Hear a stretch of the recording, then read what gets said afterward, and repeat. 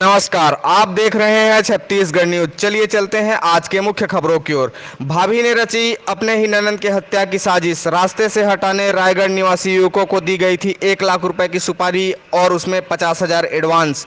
मामले में चौंकाने वाला खुलासा तब हुआ जब घरघोड़ा पुलिस और रायगढ़ साइबर सेल की संयुक्त टीम ने भाभी की संदेहास्पद भूमिका परिलक्षित होने पर हिम्मत अमली से पूछताछ की गई, जिसके पश्चात धन कुंवर तिग्गा ने अपना गुनाह कबूल किया और बताया कि मेरे ही द्वारा अपनी ननद को जान से मारने के लिए 3 युवकों को सुपारी दी गई थी।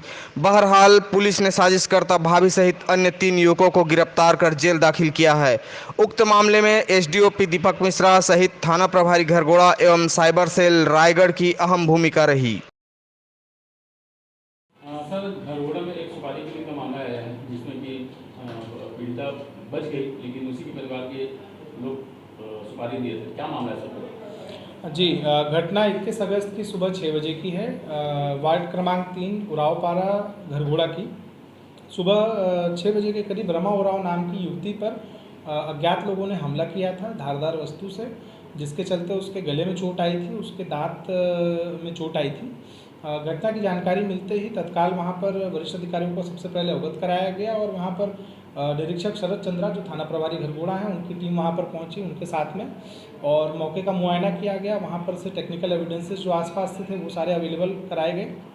इसमें साइबर सेल की टीम को भी हमने संयुक्त रूप से लगा रखा था। इस पूरे घटनाक्रम में जब हमने तफ्तीश चालू की तो प्राथमिक तौर पर संदेह उसकी भाभी के तरफ गया, क्योंकि जो डायरेक्शन वगैरह हमको मिले थे और जो टेक्निकल एविडेंसेस मिले थे वो कहीं ना कहीं उसकी भूमिका संदेहास्पद दिखा रहे थे। बाद में जब हमने इसमें हिकमत अमली से उससे पूछताछ की, जब हमारे एविडेंसेस गैदर हुए, उसने पूरा घटनाक्रम कबूला और बताया कि इनका चूँकि इसके पति एससीएल में नौकरी करते हैं और ये दोनों भी उसी घर में आगे के हिस्से में रहते हैं। इनका निर्माणाधीन मकान पुराने खपरेल मकान के पीछे है जिसमें भाभी निवास करती है, और घर के खर्चा करने वालों में एक उसका पति जो है वो खर्चा इस घर में वही करता है, और उसके चलते चूँकि ये हिस्सा बंटवारा मांगते रहती है और एससीएल में भी प्रभावित करती है जो इनको रकम मिलती है उसको।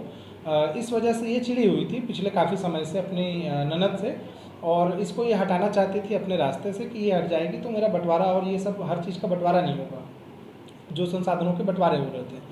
इस चीज़ को लेकर इसने प्लानिंग की। प्लानिंग करने के दौरान इसने अपनी बहन के माध्यम से एक चर्चा की और उसके एक परिचित राजू गुप्ता को संपर्क किया, जो कि सर्किट हाउस के पास उसका घर है रायगढ़ में। राजू गुप्ता ने अपने मित्र, 2 इसके मित्र हैं, एक विकास चक्रवर्ती और मिनकेतन सेदार, दोनों तमनार क्षेत्र के निवासी हैं, गौरीबहर गांव और हमीरपुर के। इनसे उसने संपर्क किया। संपर्क करके इन्होंने प्लानिंग की। इस पूरे मामले में पहले 3 अगस्त को इन्होंने एक बैठक रखी थी, आपस में लोग मिले, मुलाकात की थी इन्होंने घरघोड़ा में। राजू गुप्ता ने इसकी जो भाभी है धन कुंवर तिग्गा, जो इसमें मुख्य आरोपिया है, साजिश करता है, इनके यहाँ पर इन्होंने बैठक की। बैठक करके इन्होंने उसमें जो रकम है वो डिसाइड की। 1 लाख रुपए की इन्होंने बात तय की थी आपस में। 50,000 एडवांस, एक हफ्ते बाद 50,000 का एडवांस भी दिया था। घटना के दिन ये पहले से 20 तारीख की रात में आकर छुपे हुए थे जो घर है उसी के इर्द गिर्द में। मौका देखकर इनको इसकी भाभी ने एंटर करा दिया, और सुबह जिस समय पर जो पीड़िता है रमा, उसकी माँ जब नित्यकर्म के लिए जैसे ही गई, मौका पाकर इन्होंने हमला किया।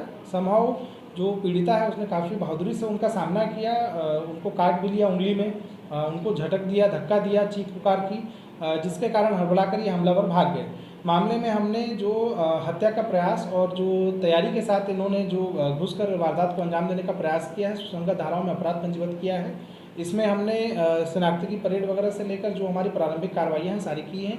जो आला जरब है वो और जो वाहन इन्होंने प्रयुक्त किया है घटनास्थल तक आने के लिए, ये सारी चीज़ें हमने इसमें जब्त की हैं। इन सभी को अभी चारों को आपराधिक षड्यंत्र के मामले में, हत्या के प्रयास के मामले में अन्य सुसंगत धाराओं में गिरफ्तार करके इनको अभी फिलहाल न्यायिक रिमांड पर भेज दिया गया है। सर, इनकी पुरानी कोई हिस्ट्री है? इनमें से एक जो राजू गुप्ता है उसका पहले वो छेड़खानी के मामले में जा चुका है, अभी जो इनसे हमने पूछताछ की उसमें ये पता चला है। और इनमें जो अन्य लोग हैं उनकी हिस्ट्री हम अन्य थानों से संपर्क करके खंगाल रहे हैं। सर, आरोपी में कोई नाबालिग? नहीं, इनमें से कोई नाबालिग नहीं है। आरोपियों की उम्र लगभग 23 से 25 साल है, और जो धन कुंवर तिग्गा है जो महिला है वो 40 वर्षीय हैं। इसमें बाकी अभी हमारी और भी जांच आगे जारी है। इसमें जो भी एविडेंसेस मिलेंगे फर्दर इसमें आगे फिर हम कार्रवाई करेंगे।